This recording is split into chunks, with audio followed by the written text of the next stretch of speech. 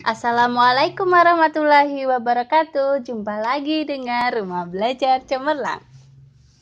Adik-adik, kali ini kakak akan membahas mengenai relasi dan fungsi.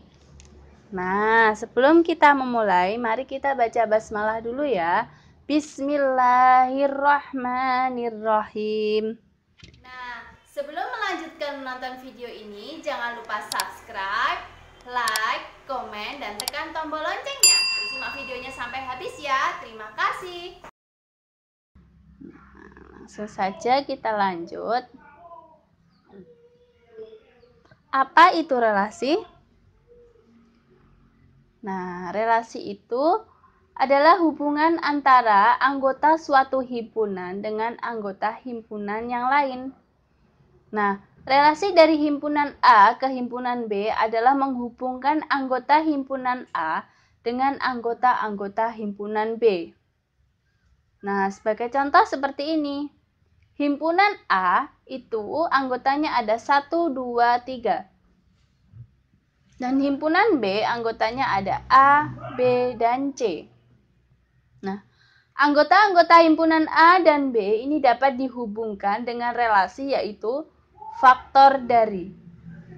Nah, untuk lebih jelasnya, kalian pahami ini. Di sini ada bagan silsilah keluarga. Nah, di sini ada bapak dan ibu bernama Maduri dan Marhawi. Seperti ini. Gambar 3.1 ini menunjukkan silsilah keluarga Bapak Maduri dan Ibu Marhawi. Tanda panah menunjukkan hubungan mempunyai anak. Jadi bapak ini punya anak. Nih, anaknya ada 4. Nah, 4 anak Pak Maduri dan Bu Marhawi adalah Sulastri, Idris, Halim, dan Thohir. Nah, jika anak-anak Pak Maduri dan Bu Marhadi dikelompokkan menjadi satu dalam himpunan A, maka anggota himpunan A adalah Sulastri, Idris, Halim, dan Thohir. Sedangkan cucu-cucu dari Pak Maduri dan Bu Marhawi adalah dikelompokkan dalam himpunan B. Maka anggota himpunan B adalah Wafi, Faisal, Alu, Rizky, Alvin, Najwa, dan Suci. Seperti ini. Nah, hubungan anggota himpunan B ke anggota himpunan A memiliki hubungan keluarga atau relasi anak dari. Sedangkan hubungan anggota himpunan B dengan Pak Maduri dan Bu Marhawi memiliki relasi cucu dari. Nah, dari sini dapat dipahami kan bahwa relasi itu adalah suatu hubungan ya. Nah, jika tadi hubungan anggota himpunan B ke anggota himpunan A memiliki hubungan keluarga relasi anak dari. Ini B ke A ya.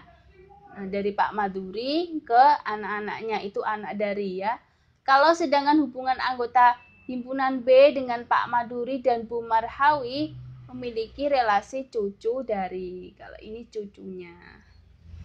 Nah, kita lanjut. Nah, ini dalam bentuk relasi itu ada berbagai cara penyajian. Nah, seperti ini. Kalian lihat contoh di sini, sekelompok siswa di kelas. Nah, di sini setiap anak pasti mempunyai kursi. Nah, di sini setiap siswa menempati kursinya masing-masing. Tidak ada seorang siswa menempati lebih dari satu kursi. Akan tetapi, satu kursi panjang dapat ditempati oleh lebih dari satu siswa. Dengan demikian, ada keterkaitan antara siswa dengan kursi yang ditempati. Nah, ini termasuk relasi. Nah, di sini relasi dapat dinyatakan dalam 3 cara. Yang pertama dengan diagram panah, yang kedua diagram kartesius, yang ketiga dengan himpunan pasangan berurutan.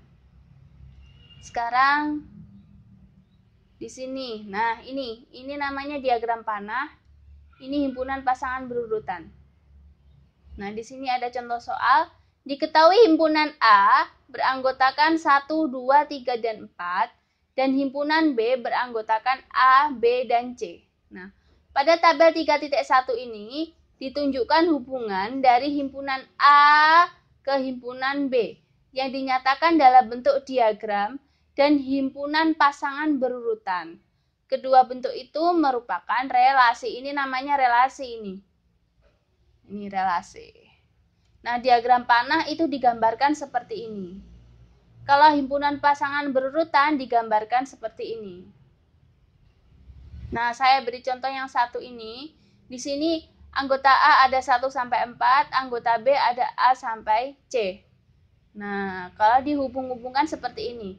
Misalkan di sini anggota A itu tepat satu mempunyai hubungan dengan B, punya pasangan dengan himpunan B. Nah, kalau dimodelkan dalam bentuk himpunan pasangan berurutan seperti ini. 1A, 2A, 3A, 4A, seperti ini. Begitu juga dengan lainnya. Lainnya juga. Nah, kalau seperti ini, misalkan kali ini 1A, 1B, 1C, selanjutnya juga akan seperti itu. Ini adalah namanya relasi. Ya. Nah, kalau relasi itu ciri-cirinya anggota A ini boleh ada yang tidak memiliki pasangan. Ya. Seperti ini. Contohnya seperti ini. Nanti beda lagi dengan fungsi. Kalau fungsi anggota A ini harus punya pasangan satu-satu. Kalau relasi tidak. Ada bedanya relasi dan fungsi. Nah, sekarang kita lanjut. Nah, ini. Ini, perhatikan cara-cara menyajikan relasi yang biasa digunakan dalam matematika. Di sini hasil pengambilan data mengenai pelajaran yang disukai oleh 5 siswa kelas 8 diperoleh seperti ini. Nah, Abdul menyukai matematika IPA, Budi menyukai IPA IPS kesenian, Chandra menyukai olahraga keterampilan, Dini menyukai kesenian bahasa Inggris, Elok menyukai matematika IPA dan keterampilan. Nah, permasalahan pada tabel ini dapat dinyatakan dengan diagram panah, diagram kartesius, dan himpunan pasangan berurutan seperti berikut ini. Nah, ini namanya, misalkan seperti ini. Misalkan A itu, A di sini sebagai nama siswa ya, himpunan A sebagai nama siswa itu ada Abdul, Budi, Chandra, Dini, dan Elok. Nah, kemudian anggota himpunan B, yaitu pelajaran yang disukai, yaitu ada matematika, IPA, IPS, bahasa Inggris, kesenian, keterampilan, olahraga. Nah, seperti ini ya. Dan pelajaran yang disukai adalah relasi yang menghubungkan himpunan A ke himpunan B, seperti ini. Ini namanya relasi pelajaran yang disukai. Nah, sekarang kita lanjut. Cara yang pertama yaitu dengan diagram panah. Seperti ini. Diagram panah seperti ini. Nah, ini menunjukkan relasi pelajaran yang disukai dari himpunan A ke himpunan B menggunakan cara diagram panah. Tadi Abdul itu menyukai apa saja? Abdul menyukai matematika dan IPA. Nah, Budi menyukai siapa saja? Ada IPA, IPS, bahasa Inggris. Chandra menyukai keterampilan dan olahraga. Dini menyukai bahasa Inggris dan kesenian. Elok menyukai matematika, IPA, dan keterampilan. Ini namanya diagram panah. Bagaimana? Apakah sudah paham? Kalau sudah paham, kita lanjutkan cara kedua, yaitu dengan diagram kartesius. Seperti ini kalau diagram kartesius. Seperti ini, X, Y, X-nya nanti ini sebagai A tadi adalah nama-nama siswa, ada Abdul, Budi, Chandra, Dini, dan Elok, dan Y di sini sebagai himpunan B. Ada pelajaran, jenis pelajaran yang disukai yaitu olahraga, keterampilan, kesenian, bahasa Inggris, IPS, IPA, dan matematika. Kemudian kita hubung-hubungkan, seperti pelajaran sebelumnya mengenai koordinat kartesius. Kalau Abdul tadi menyukai 2 pelajaran, matematika dan IPA. Nanti disesuaikan ya. Kalau Budi juga tadi ada 3. IPA, IPS, kesenian. Chandra juga begitu seterusnya. Ini namanya diagram Kartesius. Nah, selanjutnya himpunan pasangan berurutan. Seperti ini. Kalau himpunan pasangan berurutan, kita menggunakan kurung kurawal seperti ini, yang di dalamnya ada himpunan-himpunan pasangan berurutan dengan nama siswa, dengan pelajaran yang disukai. Tadi Abdul menyukai matematika, ini dijadikan satu. Abdul matematika, Abdul IPA. Kalau sudah, lanjut nama siswa berikutnya, yaitu Budi. Budi IPA, Budi IPS, Budi kesenian. Selanjutnya sampai dengan Elok yang menyukai keterampilan, seperti ini. Nah, ini namanya himpunan pasangan berurutan, yang ini ya. Nah, kalau sudah, di sini ada latihan soal seperti ini. Relasi yang dapat dibuat dari himpunan A itu ada 4, 9, 16, 25. Ke B yaitu 1, 2, 3, 4, dan 5 adalah kira-kira apa? Kalau ada himpunan A itu 4, 9, 16, dan 25. Sedangkan yang B itu 1, 2, 3, 4, 5.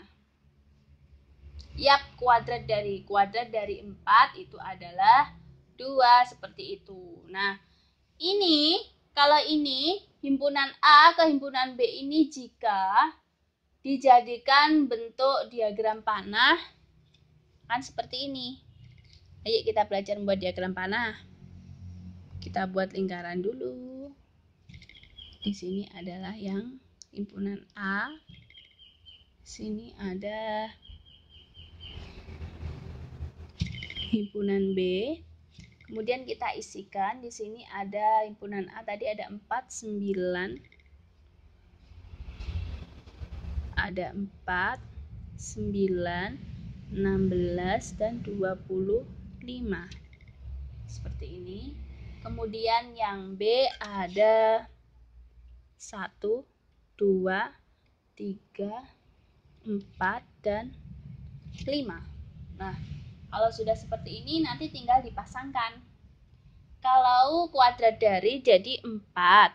4 yang tadi ini berpasangan dengan 2. Seperti ini. Kemudian yang 9 ini berpasangan dengan 3. Kemudian 16. 16 ini dengan 4. Yang terakhir 5. 25 ini dengan 5. Nah, seperti ini. Ini namanya diagram panah. Setelah itu kita lanjutkan. Nah, di sini dari diagram di bawah tentukan aturan relasi yang mungkin. Nah, aturan relasi yang mungkin seperti apa ya? Yap, aturan relasi yang mungkin terjadi adalah kuadrat dari seperti ini. 0 dengan 0, 1 dengan 1, 4 dengan 2, 9 dengan 3. Nah, seperti ini. Kemudian kita lanjut latihan soal selanjutnya. Ini, sajikan relasi akar dari himpunan P yang beranggotakan 1, 2, 3, 4, 5, dan 6 ke himpunan H yang anggotanya ada 1, 2, 4, 9, 12, 16, 20, 25, 36, dan 49 dalam diagram panah, diagram Kartesius, dan himpunan pasangan berurutan. Mula-mula kita membuat lingkaran dulu seperti ini. Ini adalah anggota himpunan P. Kemudian H seperti ini. Kemudian anggota himpunan P ada angka 1, 2, 3, 4, 5, dan 6. Kemudian himpunan H ada 1, 2, 3, 4, 9, 12, 16, 20, 25, 36, dan 49. Kalau diagram panah, kalau akar dari seperti ini. 1, pasangannya 1. 2 pasangannya 4, 3 dengan 9, 4 dengan 16. Kalau 5 dengan 25, 6 dengan 36. Ini adalah diagram panah. Seperti ini. Ya, sama seperti yang saya jelaskan tadi. Kalau sudah diagram panah, baru kita melanjutkan ke diagram kartesius. Yap, seperti inilah diagram kartesius. Nah, diagram kartesius tadi yang ini, X di sini sebagai P, X di sini sebagai P, ini sebagai P, saya tulis di sini P. Kemudian yang Y di sini ini sebagai Q. Nah, yang P tadi 1 itu dengan, nah seperti ini. Saya tulis di sini ya. Tadi 1 pasangan P dengan Q itu 1 dengan 1. Kemudian yang kedua ini 2 dengan 4. Kemudian yang ini 3 itu dengan 9. Kemudian yang ini kalau 4 dengan 16. Kemudian selanjutnya 5 itu dengan 25. Kemudian yang terakhir 6 dengan 36. Seperti ini. Ini diagram kartesius ya, seperti ini. Kemudian kita lanjutkan yang himpunan pasangan berurutan. Siapa saja? Yap. 1 dengan 1, 2 dengan 4, 3 dengan 9, 4 dengan 16, 5 dengan 25, 6 dengan 36, sama seperti yang saya jelaskan tadi ya. Nah, sekarang kita lanjut pada soal yang selanjutnya. Pak Idris mempunyai 3 orang anak bernama Faisal, Alu, dan Rizky. Pak Sugandar mempunyai 2 orang anak bernama Sunaida dan Firman. Pak Adim mempunyai seorang anak yang bernama Wafi. Nyatakan dalam diagram panah relasi ayah dari himpunan ayah ke himpunan anak. Ayo, kita buat dulu diagram panahnya. Diagram panah untuk P dan untuk Q. Sekarang yang P tadi untuk nama-nama ayahnya. Pak Idris, Pak Sugandar, dan Pak Adim. Kemudian yang Q untuk anak-anaknya. Ada Faisal, Alu, Rizky, Sunaida, Firman, dan Wafi. Setelah itu baru kita hubungkan. Kalau Pak Idris punya 3 anak. Tadi siapa saja? Faisal, Alu, dan Rizky. Nah, Pak Sugandar punya 2 anak. Ada Sunaida dan Firman. Kalau Pak Adim punya 1 anak, itu adalah Wafi. Nah, demikian pembelajaran tentang relasi dan fungsi kali ini. Semoga bermanfaat ya. Wassalamualaikum warahmatullahi wabarakatuh. Demikian pembahasan soal kali ini. Jangan lupa subscribe, like, dan nyalakan tombol loncengnya. Apabila ada pertanyaan, silahkan tinggalkan komentar di bawah ya. Terima kasih. Wassalamualaikum warahmatullahi wabarakatuh.